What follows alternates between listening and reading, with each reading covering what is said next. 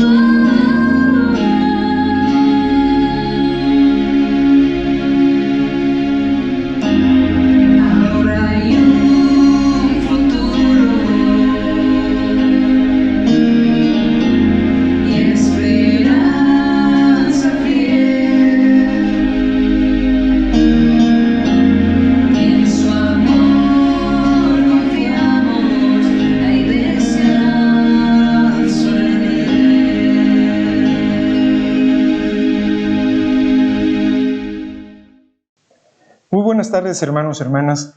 Hoy vamos a reflexionar en la palabra de Dios en un texto que recoge las palabras del Señor Jesucristo, específicamente el Evangelio de Juan, Juan 14, 6, el cual dice lo siguiente: Jesús le dijo: yo soy el camino y la verdad y la vida.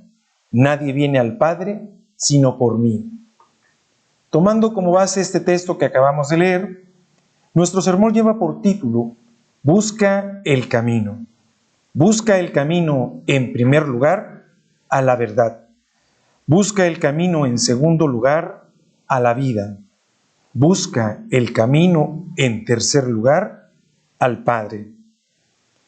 Saru Brierley nació como Sherú Munshi Khan en una pequeña villa llamada Ganesh Talai, ubicada en la India. Actualmente es un hombre de negocios australiano. Cuando era niño, su padre abandonó a su madre, dejando a su familia en la pobreza. Su madre trabajaba como obrera de la construcción, recolectando piedras para sostener a sus 4 hijos, pero no generaba los suficientes ingresos para alimentarlos a todos, ni para enviarlos a la escuela, viviendo, al igual que muchas familias en la India, en extrema escasez económica. Sarú, a la edad de 5 años, acompañó a su hermano mayor Gudu, quien solía trabajar barriendo los vagones del tren en la estación de Burhanpur. Mientras Gudu trabajaba, Sarú lo esperó en un banco del andén, pues él tenía mucho sueño. Al ver que su hermano no regresaba, decidió entrar en un tren estacionado para ahí esperarlo. Sin embargo, se quedó dormido. Al despertar, el tren estaba andando y no podía salir del vagón. Al parar el tren, después de 2 días de trayecto, abrieron la puerta, logrando Sarú salir entre la multitud que se agolpaba por entrar.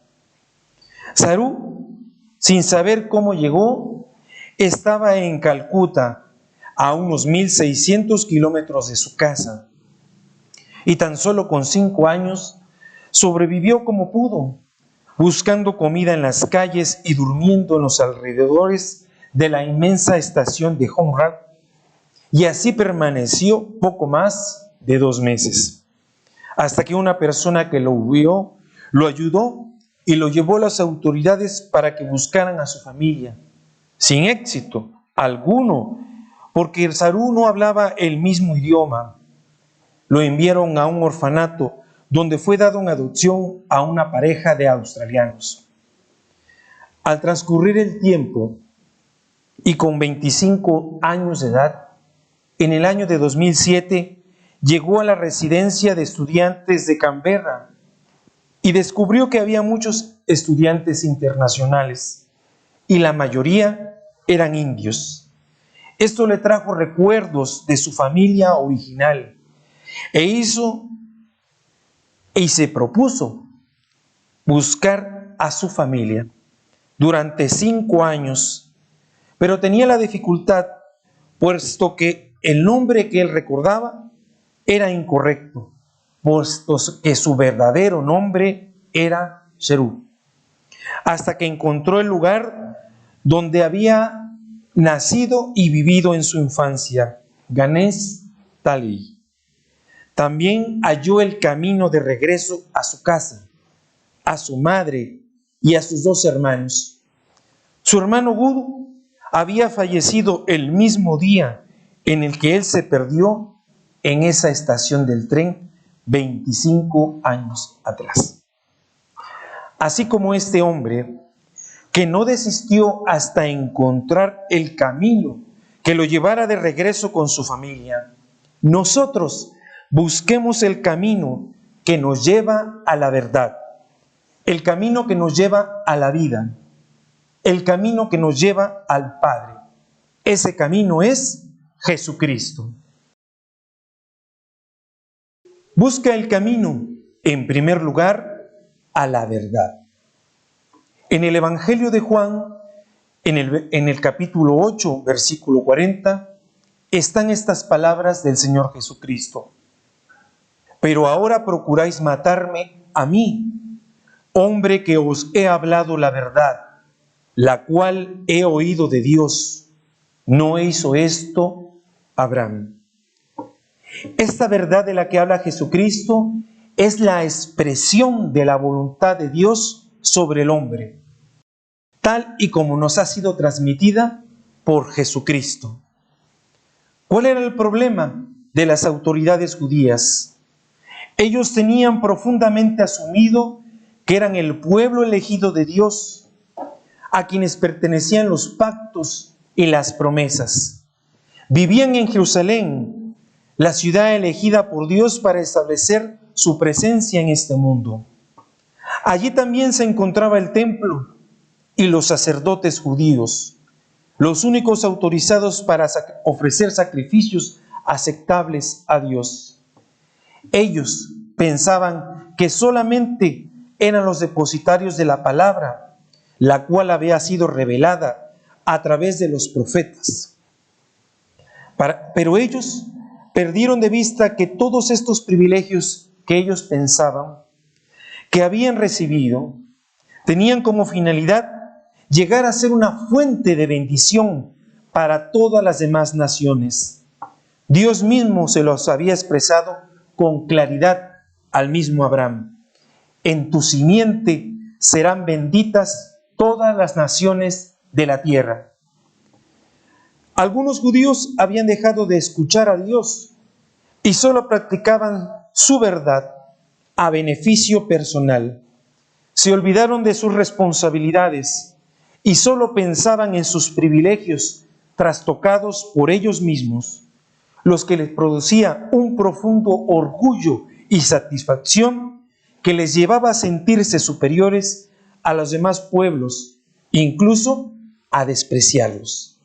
Busca el camino a la verdad. En este tiempo, ¿cuánta persona hay que ya no ve necesario llegar a tener una relación personal con Jesús? ¿Cuántos saben que ya no es necesario leer la Biblia? Solo quieren escuchar lo que ellos quieren. Muchas personas están convencidas que ya conocen la verdad, que por el hecho de conocer los evangelios ya estamos o están del otro lado. Es lo mismo que le pasó a este pueblo judío. Se extraviaron, puesto que ellos confiaban que al haber sido circuncidados a los pocos días de nacer, cumplían con el pacto que tenían con el Señor. Por este simple hecho ya formaban parte del pueblo elegido de Dios.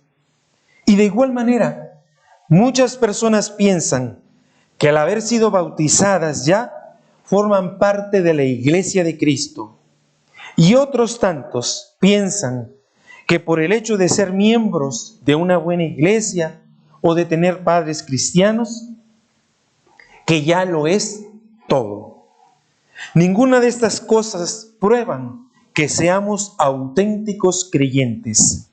Es necesario retornar al camino, buscar el camino verdadero, porque es el único que nos transmite una fe viva, y ese camino es Jesucristo. Hay también en el Evangelio de Juan estas palabras de Jesús: yo hablo lo que he visto cerca del Padre, y vosotros hacéis lo que habéis oído cerca de vuestro Padre. La verdad viene del Padre, no de la opinión ni de la creencia que tiene cada ser humano, el cual tiene un pensamiento que está condicionado por su entorno, por sus experiencias, pero también por sus aspiraciones, e incluso una creencia que está influenciada por sus propios errores. En el Evangelio de Juan, en el capítulo 1, versículo 14, dice lo siguiente: y aquel Verbo fue hecho carne y habitó entre nosotros, y vimos su gloria, gloria como el unigénito del Padre, lleno de gracia y de verdad. Jesús solo pronunciaba y se conducía con verdad. Él decía: en verdad os digo. Es una frase que se repite varias veces a lo largo de los evangelios, aseveración de que lo que decía era verídico y contumaz, porque todo lo hacía, todo lo efectuaba, ya lo había visto hacer por el Padre. Cristo estaba lleno de verdad. En la ley se había provisto al pueblo de Israel y revelado la verdad, la cual fue malinterpretada y aplicada humanamente. No había esa adecuación entre el entendimiento con la realidad, por lo que se practicaba la mentira, una falta de conformidad con la realidad que acababa en una falsedad. Aunque la concepción en el Antiguo Testamento de que Dios era el dador único y fuente de verdad inmutable, digno de confianza, esta verdad era sujeta por el pueblo y alteraba su verdadero significado. En el mundo semítico hebreo, el término verdad, emet, no tiene el sentido de la cosa ya hecha, sino el de una acción que está por hacerse. Por eso, en esta lengua, verdad significaba, ante todo, confianza. Verdadera es la acción fiable, la que es segura y ha de cumplirse de cierta manera. La verdad es para Juan, como en el Nuevo Testamento, la revelación del conocimiento de Dios que articula la vida en Cristo Jesús. Ya no es Moisés ni la ley la que nos otorga la gracia y la verdad, sino que es Jesucristo, enviado por el Padre.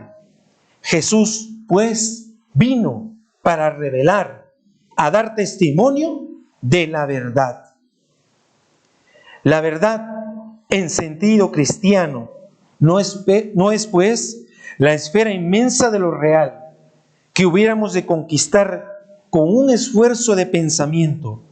Es la revelación del Padre, aparecida en Cristo e iluminada por el Espíritu Santo, a lo que debemos recibir por fe, la cual únicamente transformará nuestra existencia y manifestaremos en nuestras obras la luz de la verdad.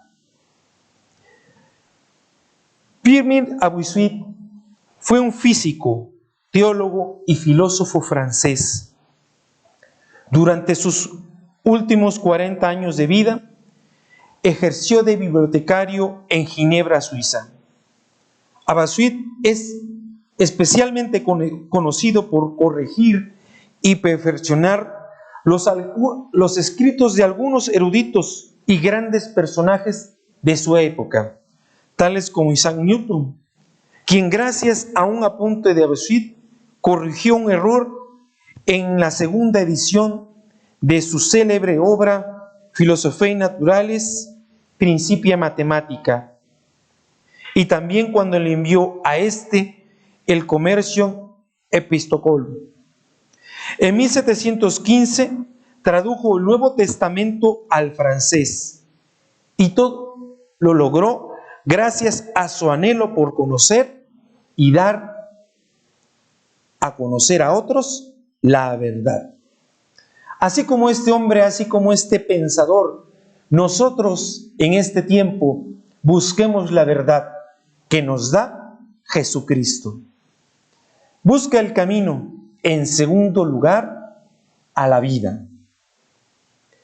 En el Evangelio de Juan también están registradas estas palabras del Señor Jesucristo.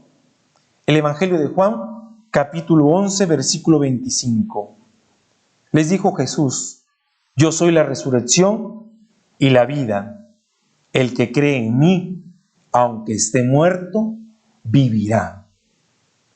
Nuestro Señor le pronuncia estas palabras a Marta, la hermana de Lázaro, quien triste por su muerte alcanza a Jesús para decirle: si hubieras estado aquí, mi hermano no hubiera partido. Pero a pesar de todo lo que ha pasado, Dios hará lo que tú le pidas. De eso estoy segura. Para lo cual Jesús le contestó: tu hermano volverá a vivir.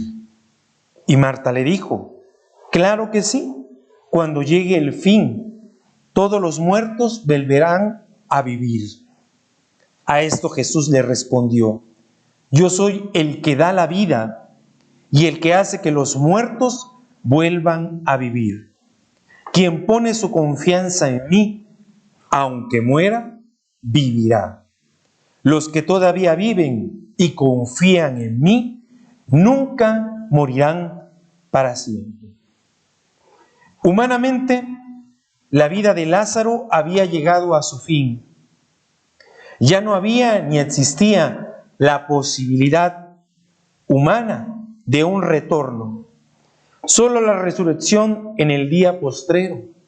Sin embargo, Jesucristo le dice una gran verdad a Marta, que Él es el autor y el dador de vida, y el único que hace que los muertos vuelvan a la vida, que Él ha sido enviado por el Padre para revelar y dar testimonio de la verdad. El reino de los cielos se ha acercado, dijo Jesús. Pero ¿de qué vida estaba hablando el Señor Jesucristo?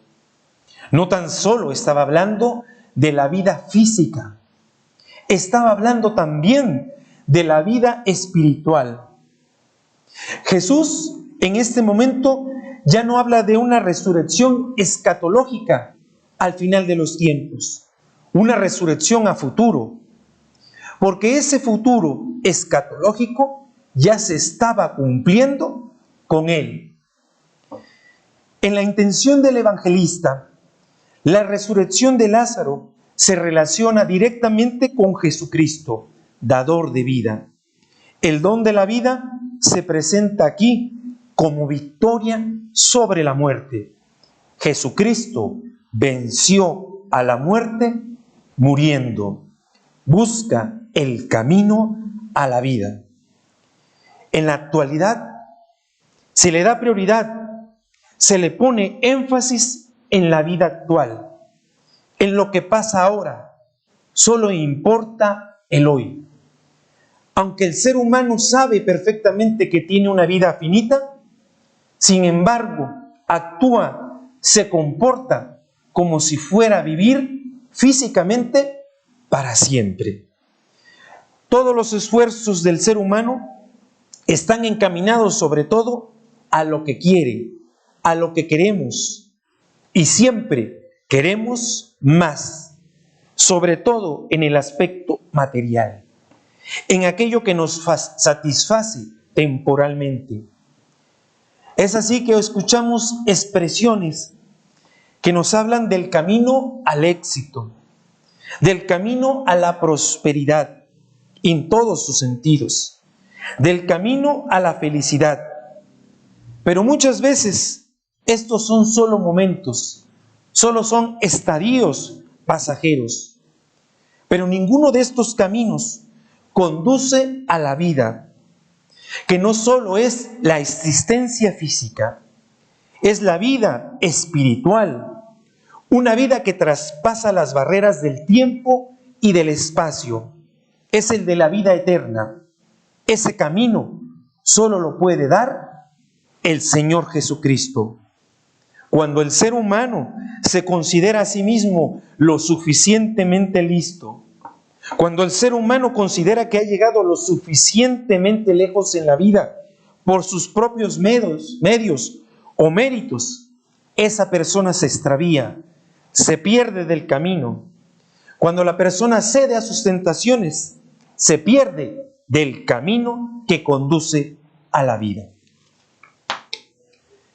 En la primera carta de Juan, en el capítulo 5, versículo 12, están estas palabras: el que tiene al Hijo, tiene la vida.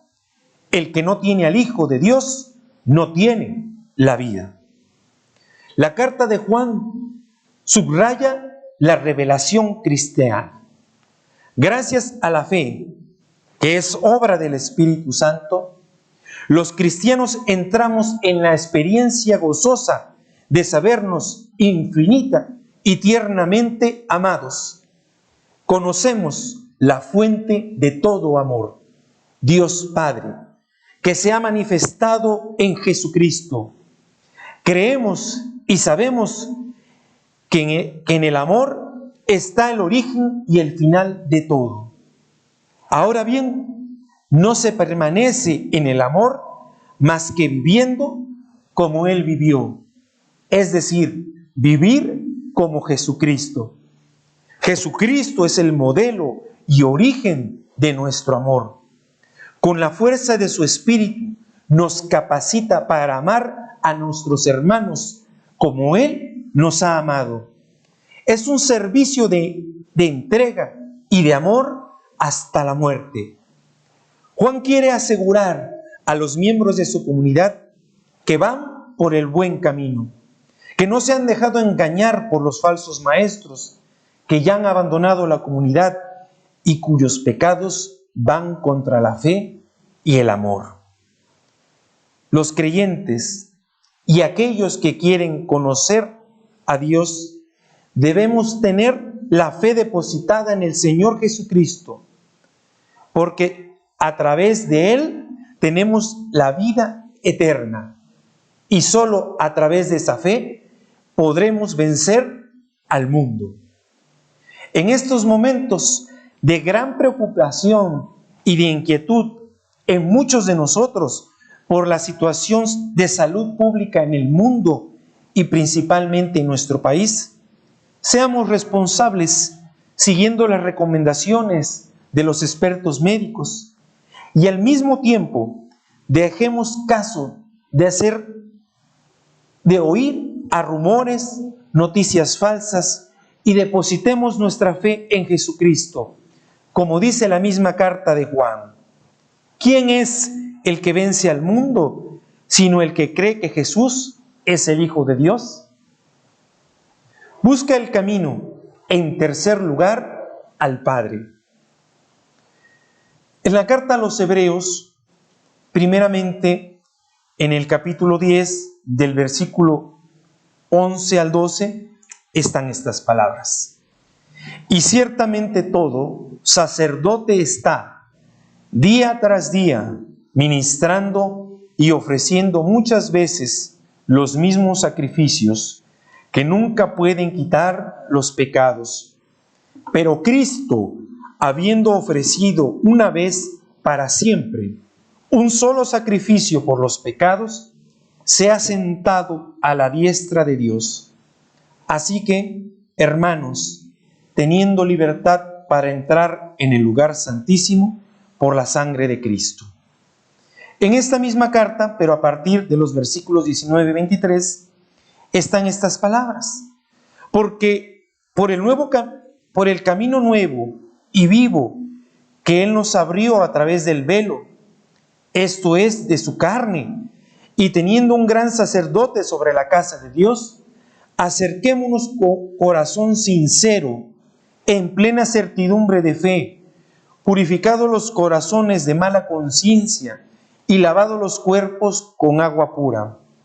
Mantengamos firme, sin fluctuar, la profesión de vuestra esperanza, porque fiel es el que prometió. En esta parte de la carta se hace una exhortación a sus destinatarios de que continúen, porque tenían miedo a la persecución. Estaban pasando por tensiones dentro de la comunidad misma y atravesando desaliento y desánimo, de los que se habían cansado de esperar la segunda venida del Señor, porque les parecía que tardaba demasiado. El autor de esta carta nos recuerda que Jesucristo, como sacerdote, Él mismo se ofrece en sacrificio vivo, que Él es el que nos permite tener acceso al Padre. Si en otro tiempo estuvimos separados, estuvimos lejos, gracias al Señor, nunca más estaremos apartados del Padre. Para esto, el Padre reveló al Hijo, para darse a conocer a través de Él, y para que todos los que creyesen en Él mereciesen ser recibidos en la incorrupción y en el lugar del eterno consuelo, porque creer en Él es hacer su voluntad. Para todo hay una manera correcta de hacer las cosas. Para todo hay un camino. No solo basta esforzarse humanamente, hay que conocer el camino, hay que andar en el camino, hay que vivir en el camino. Y este camino que nos ha trazado Jesucristo tiene una meta por delante, un objetivo, que es que estemos en la gloria, en la presencia del Padre. Busca el camino al Padre. En la carta a los Efesios, el apóstol Pablo escribe lo siguiente: porque por medio de él, los unos y los otros tenemos entrada por un mismo espíritu al Padre. Pablo saca la conclusión que constituye el mensaje fundamental de este texto, la carta magna de la unidad y de la reconciliación, un asunto de máxima urgencia y actualidad para el cristiano de hoy también. Si antes nadie tenía el monopolio del pecado, viene a decir Pablo, pues todos estábamos metidos en el mismo fango, nadie tiene ahora el monopolio de la salvación, porque ésta no depende ni de ritos, ni de leyes, ni de privilegios de sangre o de raza, ni de méritos propios, sino que es un don gratuito de Dios. Pablo se mueve en un mundo dividido y separado por una barrera infranqueable de prejuicios, prejuicios que existen también en el hombre actual. En el tiempo de Pablo, los judíos, por una parte, se sentían a sí mismos como los escogidos, los privilegiados, los de casa, los herederos de la promesa, los puros. Consideraban a los paganos como los alejados, los que no tenían ni carta de ciudadanía, ni esperanza, ni un Dios que les amparara en el mundo. Eran prejuicios apuntalados por un fanatismo religioso, por un legalismo feroz. Un documento antiguo del judaísmo, llamada Carta de Aristeas, dice, por ejemplo, entre otras cosas: nuestro sabio legislador, guiado por Dios, nos cercó con férreas barreras para que no nos mezcláramos en nada con ningún otro pueblo, para que permaneciéramos incontaminados de alma y cuerpo. A su vez, los prejuicios de los paganos contra los judíos no se quedaban atrás. Ellos decían sobre los judíos que eran animales insociables, enemigos del género humano y otras lindezas por estilo. ¿Qué decir de la historia de prejuicios, algunos todavía recientes de nosotros, los cristianos, tanto contra los judíos, contra los paganos, contra los creyentes de otras religiones? Contra los judíos, pérfida raza judía; contra los paganos, los que habitan en tinieblas y en sombras de muerte. Pues bien, dice Pablo, todas las barreras que antes dividían a judíos de paganos y que siguen dividiendo ahora a nuestro mundo, ya sean religiosas, económicas, raciales, étnicas, nacionales, etc., las ha derribado Jesucristo con su cuerpo sacrificado. De miembros dispersos ha hecho un cuerpo, de extranjeros y nativos ha hecho una ciudad y una familia, de piedras heterogéneas ha hecho un edificio. Ha realizado la gran pacificación de los hombres con Dios, abriéndoles el acceso al Padre, y de los hombres entre sí, creando una nueva humanidad. Pablo ve en esta nueva humanidad en la iglesia, pero no como un círculo cerrado de salvación, sino como la comunidad de los que conocen, creen, viven y anuncian a las naciones la buena noticia de que el mundo ha sido y está siendo salvado por la muerte y la resurrección de Jesucristo. Amber Panjeke Es una estudiante estadounidense de 24 años que estuvo perdida durante 5 días en las proximidades del Gran Cañón. La joven se desvió de la vía que pensaba que era la correcta cuando la aplicación de Google para mapas le recomendó que tomara un camino inexistente hacia un camino de tierra por el que debía conducir 64 kilómetros hasta llegar a la siguiente autopista, donde la joven planeaba cargar combustible. Al cabo de unos 56 kilómetros, la aplicación de Google le recomendó que girara hacia un camino que no se veía. La joven pensó que la carretera habría quedado borrada por las lluvias pasajeras y como caía la noche, decidió continuar con la esperanza de encontrar señales de la carretera o hasta dar con una valla. Su GPS dejó de funcionar, momento en el que fue presa del pánico. Aunque continuó tratando de dar con la carretera, finalmente Amber la encontró, pero con su tanque de combustible vacío, decidió pasar la noche en una edificación abandonada que encontró, ya sin un litro de gasolina en el tanque.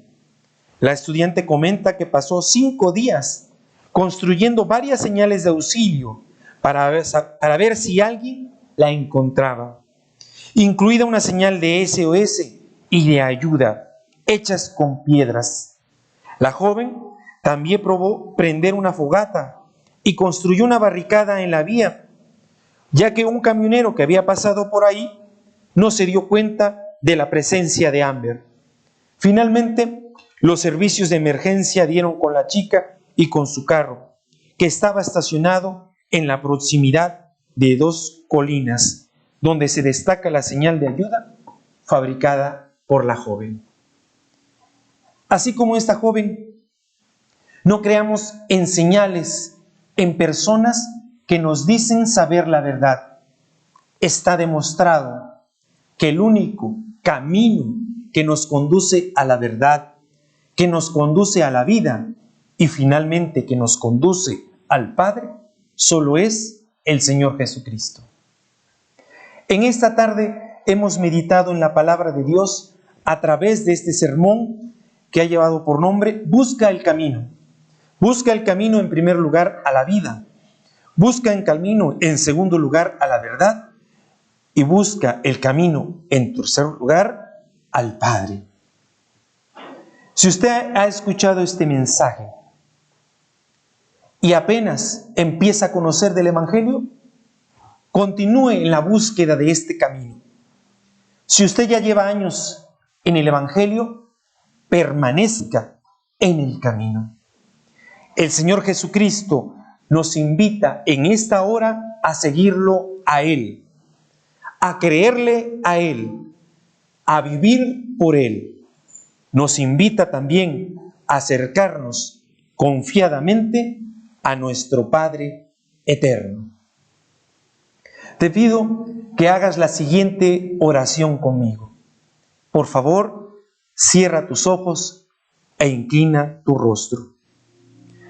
Bendito Padre, te damos gracias por el don maravilloso, extraordinario, sublime del Señor Jesucristo, porque a través de Él tú nos has mostrado la verdad, porque a través de Jesucristo nos has dado vida y a través de su sacrificio tenemos un nuevo nacimiento, una nueva oportunidad maravillosa que nos une a ti de manera directa, sin obstáculos, sin barreras, como verdaderos hijos tuyos que podemos acercarnos a ti, que eres nuestro Padre. Reconocemos y sinceramente nos arrepentimos de los momentos en los que nos hemos alejado de ti, que nos hemos perdido del camino por arrogancia, por soberbia, por falsa vanidad, por ingratitud, por dar paso a las tentaciones. En este momento hacemos el más sincero compromiso de obedecerte, y no desviarnos nunca más del camino que conduce a la única verdad, la tuya, Padre. Nos comprometemos a andar en el camino que conduce a la vida, sobre todo a la vida espiritual y la vida eterna, siendo fieles a tus mandamientos. Y decidimos seguir el único camino que lleva a ti, Padre amado, porque nuestra alma y nuestro espíritu anhela estar en tu presencia.